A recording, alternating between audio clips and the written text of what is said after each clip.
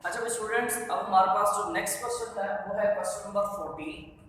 तो area of triangle से related है। उससे पहले भी आपको कुछ एक नया फॉर्मूला बताना है। क्या है जो area of triangle bye it's vertices.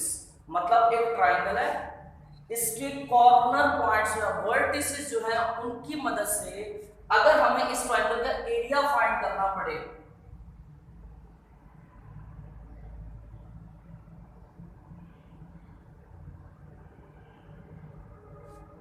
अगर हमें इन वर्टिसेस की मदद से इस ट्रायंगल का एरिया फाइंड करना है तो उसका फॉर्मूला क्या होगा।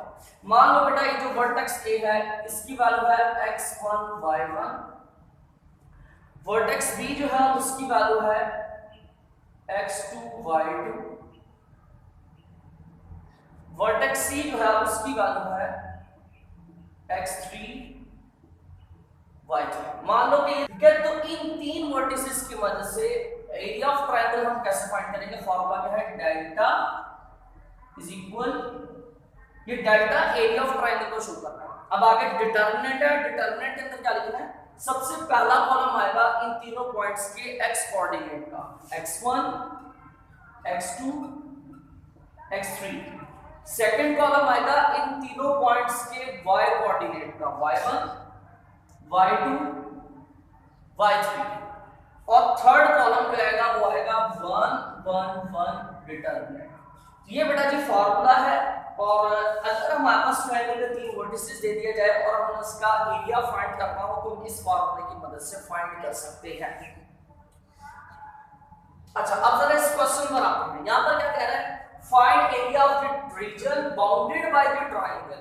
मतलब हमने ट्रायंगल का एरिया फाइंड करना है whose sides are this and this। ये तीन साइड्स आपको दे दी गई है। आपको तीन वर्टेक्स नहीं दिए, तीन पॉइंट्स नहीं दिए, तीन साइड्स दिए। मतलब मान लो कि हमारे पास कोई ट्रायंगल है कुछ ऐसी, ठीक है। इस ट्रायंगल के जो है, मान लो कि ये वाली जो लाइन है साइड है, इसका नाम रख देते हैं लाइन 1, इस साइड का नाम रख देते हैं लाइन 2, इस साइड का नाम रख देते हैं लाइन 3, ठीक है। और ये लाइंस कौन सी हैं, एक लाइन ये वाली है, मान लो L1, एक ये है L2, एक ये है L3। और इसके वर्टिसेस क्या है, मान लो कि ये वाला वर्टेक्स A है, ये वाला B है, ये वाला C है। अगर हमें एरिया फाइंड करना तो हमें तीन वर्टिसेस चाहिए, लेकिन उसने तीन वर्टिसेस दिए, उससे तीन साइड्स दी L1 L2 L3। अब ये वर्टिसेस कैसे निकलेंगे, तो बेटा देखो L1 और L2 का ये क्या है, पॉइंट ऑफ इंटरसेक्शन है। तो फिर हम L1 और L2 को साइमल्टेनियसली सॉल्व करेंगे और उनका पॉइंट ऑफ इंटरसेक्शन निकालेंगे, तो वो पॉइंट क्या कहलाएगा, A कहलाएगा। इसी तरह L1 और L2 को सॉल्व करें, L1 और L3 को सॉल्व करेंगे तो A मिलेगा। L1 और L2 इन दोनों को साइमल्टेनियसली सॉल्व करेंगे तो पॉइंट वर्टेक्स B मिलेगा। L2 और L3 को सॉल्व करेंगे तो इनका पॉइंट ऑफ इंटरसेक्शन मतलब वर्टेक्स C मिलेगा, ठीक है। तो मतलब हम इन तीनों को साइमल्टेनियसली सॉल्व करना पड़ेगा।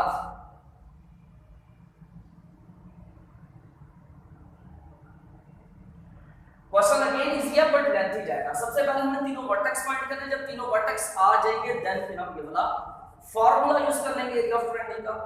तो सबसे पहले हम 1 और 2 का वर्टेक्स निकालते हैं। फ्रॉम 1, इस 1 को सॉल्व करते हैं, यहां से हम किसी एक की वैल्यू निकाल देते हैं, 7x -10 y माइनस का इधर क्या हो जाएगा प्लस का। ये मैंने वैल्यू निकाली है फ्रॉम 1, किसकी बात, सॉरी ये क्या आएगा y प्लस का, किसकी वैल्यू निकाली y की, इसका नाम रख देते हैं इक्वेशन 4। इस y की वैल्यू को पुट करते हैं इक्वेशन 2 में, ठीक है ना। 1 और 2 को सॉल्व करते हैं ना पहले, ताकि पॉइंट B सेकंड पॉइंट आ जाए, ठीक है। 1 और 2 को सॉल्व करते हैं, तो इस y की वैल्यू को पुट करते हैं इक्वेशन 2 में।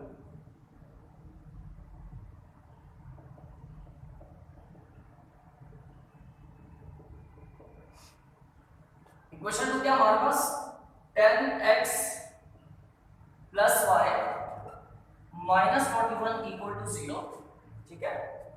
तो ये क्या है y,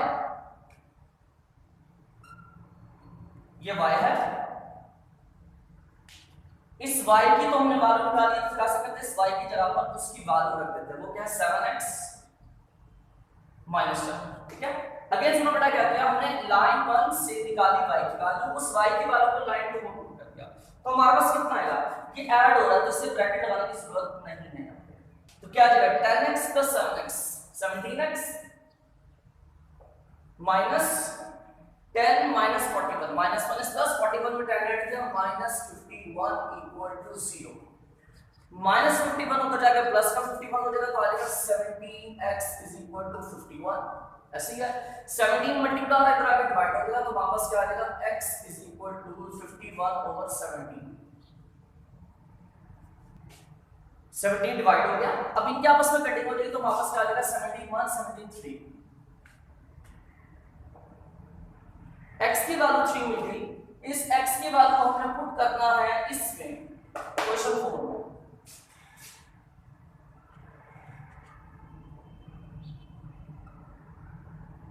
तो हमारे पास क्या आ जाएगा 7x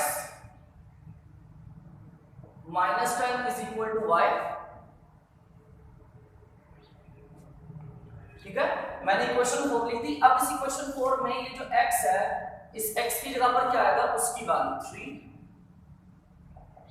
तो कितना आ जाएगा हमारे पास 7 3 is 21 माइनस 10 कर दो, 21 में से 10 निकाल दें तो 11,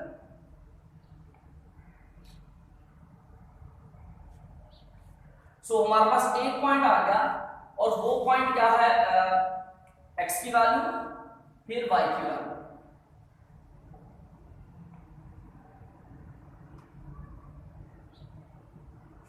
एक ये वर्टेक्स आ गई, ये कौन सा वर्टेक्स है बेटा, जब हमने लाइन 1 और लाइन 2 को आपस में सॉल्व किया, मतलब लाइन 1 और लाइन 2 को सॉल्व किया आपस में, तो ये वाला वर्टेक्स मिला, तो मान लो कि ये वर्टेक्स कौन सा है b वाला, ऐसे ही आपको b लिख लो कि आपको बस याद रह जाए, एक वर्टेक्स आ गया। अब हम ऐसा करते हैं, ये जो हमने वैल्यू लाइन 1 से निकाली थी ना, कहां से निकाली थी 1 से, मतलब इस लाइन 1 से हमने जो वैल्यू निकाली थी उसको सॉल्व किया हमने लाइन 2 के साथ, एक आंसर निकला है।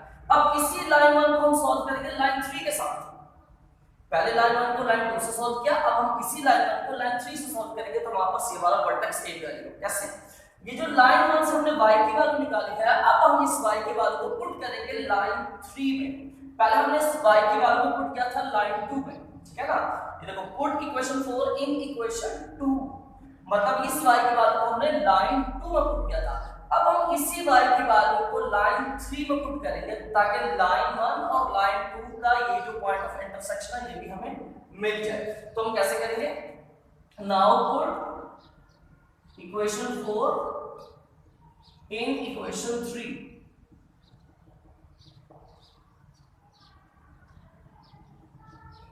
ठीक है, पहले इक्वेशन 4 को हमने 2 में पुट किया था, अब हम इक्वेशन 4 को इक्वेशन 3 में पुट करेंगे, ठीक है, यहां से जो y की वैल्यू मिली उसको 3 में पुट करेंगे, तो ये हमारे पास इक्वेशन 3 है, 3x plus 2y plus 3 equal to 0। अब ये जो y है इस y की जगह पर हम क्या करेंगे, उसकी वैल्यू पुट करेंगे जो हमने इक्वेशन 4 में निकाली, ये आ गया, इसको सॉल्व करते हैं तो क्या आएगा 3x plus 2 7 are 14x minus 2 10 से मल्टीप्लाई कर 20, साथ में क्या आएगा प्लस 3 इक्वल टू 0,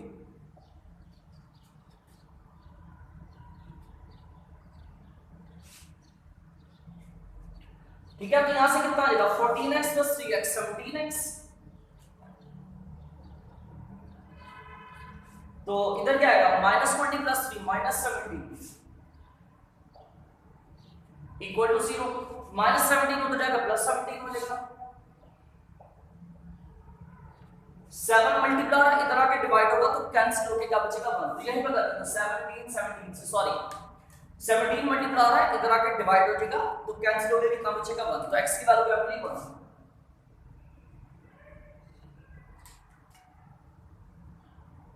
अब इस x की वैल्यू को वापस इक्वेशन 4 में पुट कर देते हैं,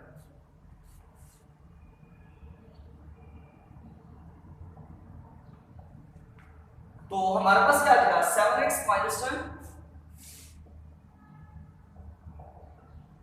10 इज इक्वल टू वाई, इस x की जगह पर हम उसकी वैल्यू पुट कर देते हैं 1, तो कितना आ जाएगा 7 1 से 7 माइनस 10 कितना हो गया -3।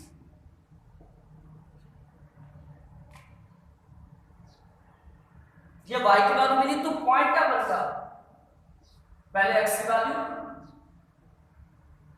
बाद में y की वैल्यू। अब ये पॉइंट कब आया, जब हमने लाइन 1 से इससे निकाली y की वैल्यू को, उसको पुट किया लाइन 3 में। मतलब ये लाइन 1 और लाइन 3 का पॉइंट ऑफ इंटरसेक्शन मिला, मान लो ये a है।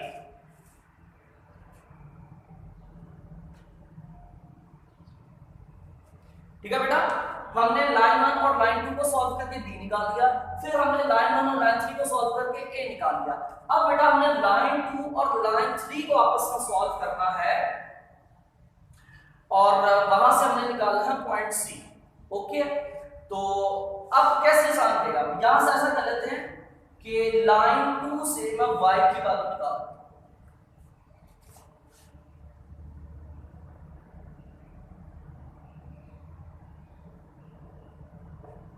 ठीक है, ज़हन में रखिएगा बेटा।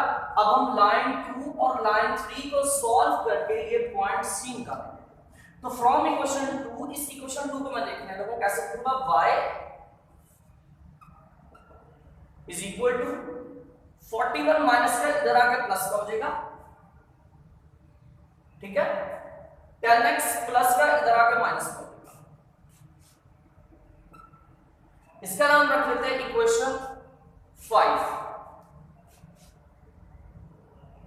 अब इक्वेशन 5 की हमने जो बनाई है, इसमें हमने y की वैल्यू निकाली है फ्रॉम इक्वेशन 2, लेकिन हमने इक्वेशन 2 को मतलब लाइन 2 को किससे सॉल्व करना है, लाइन 3 के साथ।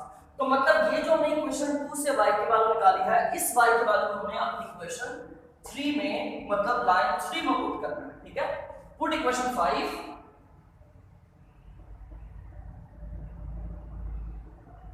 In equation 3। ये जो इक्वेशन 5 है इसको इक्वेशन 3 में पुट करेंगे तो वापस क्या आ जाएगा 3x plus 2y plus 3 equal to 0। Equation 3 लिख दी मैंने। अब इस इक्वेशन 3 में ये जो y है, इस y की जगह पर क्या रखेंगे, उस y की वैल्यू 41 माइनस 10,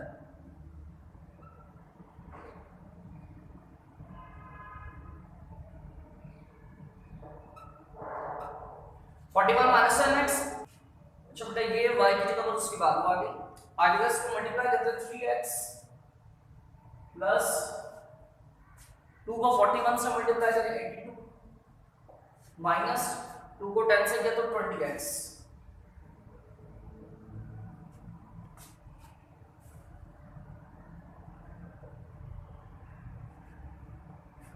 तो यहां पर हमारे पास क्या आएगा, माइनस 20x प्लस 3x कितना आ जाएगा, माइनस 17x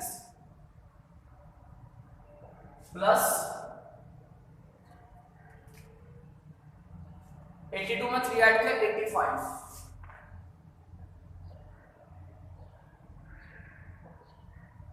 इक्वल टू 0।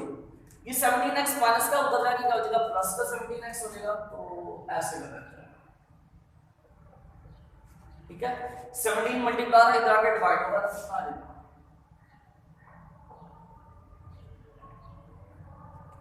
ये आएगा 71 75, x की वैल्यू आ गई 5। अब इस x की वैल्यू को हम पुट करते थे इक्वेशन 5 में तो y आ जाएगा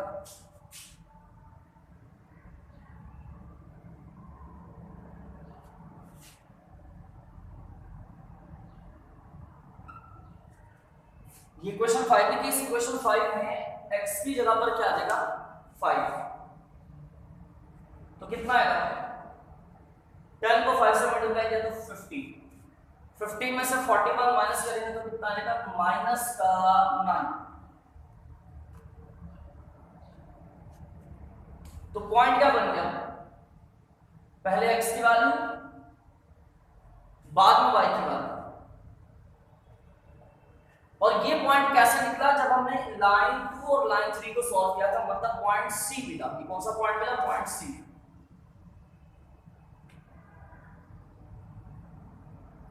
तो बेटा हमारे पास तीनों वर्टिसेस आ गए इस ट्रायंगल के, वर्टेक्स ए, बी और सी, तीनों वर्टेक्स आ गए। अब यहां पर हमने एरिया ऑफ ट्रायंगल का फार्मूला लगा देना है और हमारा फिर आंसर निकल आएगा। तो सॉल्व करते हैं आगे।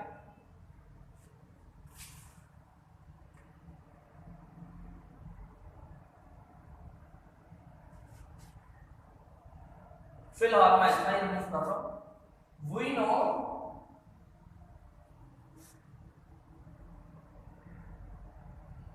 अच्छा, तो बेटा हमारे पास ये तीन वर्टिसेस मिले हैं, ठीक है। तो अब हम फार्मूला यूज करते हैं एरिया ऑफ ट्रायंगल वाला, वी नो। अच्छा, ये मैंने आपको फार्मूला लिखा था x1 x2 x3 y1 y2 y3 1 1 1। इसमें जरा करेक्शन कर लीजिएगा फार्मूले में, इस पूरे के डिटरमिनेंट को 1/2 से मल्टीप्लाई करना, ये फार्मूला है। ये मैं आपको पहले मिस कर गया था, ये नहीं मैंने लिखवाया था, ठीक है। तो ये भी आ गया। तो फार्मूला में वैल्यूज पुट करते हैं 1/2 times determinant x1 x2 x3, ये वैल्यूज है y1 y2 y3, ये वैल्यूज है और 1 1 1। अब इनका डिटरमिनेंट जरा एक्सपेंड करते हैं, r1 से एक्सपेंड करते हैं इसको। 1 के लिए 11 1 से होगा 11 माइनस फार्मूले का माइनस 9 1 से मल्टीप्लाई कर माइनस 9, तो वो माइनस इस माइनस से मल्टीप्लाई किया जाएगा प्लस हो जाएगा, कितना प्लस 9। फिर अब सेकंड वैल्यू की बात करते हैं। सेकंड वैल्यू के साथ हमेशा माइनस लगता है, ठीक है। तो माइनस फार्मूले का और सेकंड वैल्यू क्या है -3, तो ये माइनस इस माइनस से मल्टीप्लाई कर प्लस 3 हो जाएगा। तो आगे ब्रैकेट में क्या आ जाएगा, ये वाले रो में ये वाला कॉलम क्या 3 1 सा 3 माइनस फार्मूले का 5 1 से मल्टीप्लाई कर 5, ठीक है। अब आएगी लास्ट वाली वैल्यू +1, तो ये वाली रो में ये वाला कॉलम क्या, तो 3 को -9 से मल्टीप्लाई किया -27 माइनस फार्मूले का 5 11 से मल्टीप्लाई हुआ तो 55, ठीक है। तो ये बेटा जी हमने इसका डिटरमिनेंट एक्सपेंड कर दिया। अब इस पूरे डिटरमिनेंट के साथ क्या मल्टीप्लाई हो रहा है 1/2, ये पूरा का पूरा ब्रैकेट में क्लोज करते हैं और साथ में क्या लिख देते हैं 1/2।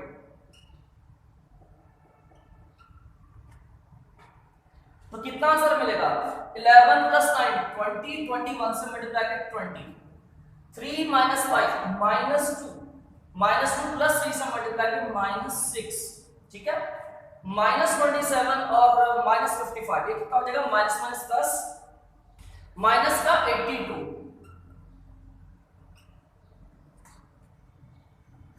ठीक हो गया।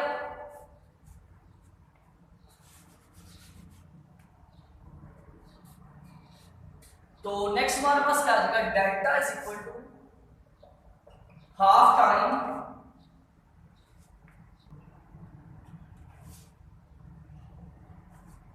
माइनस का 68 आ रहा है, ठीक है। यहां पर कटिंग हो जाएगी 2 1 सा 2 2 का टेबल 34 तक पढ़ेंगे तो 68, तो डेल्टा की वैल्यू क्या होगी -34। अच्छा, अब यहां पर हम निकाल रहे हैं एरिया ऑफ ट्रायंगल। तो किसी भी चीज का एरिया जो होता है बेटा या 0 होता है या पॉजिटिव होता है, नेगेटिव क्लास में कोई कांसेप्ट है नहीं। तो फिर हम क्या करेंगे, हम निगलेक्ट नेगेटिव साइन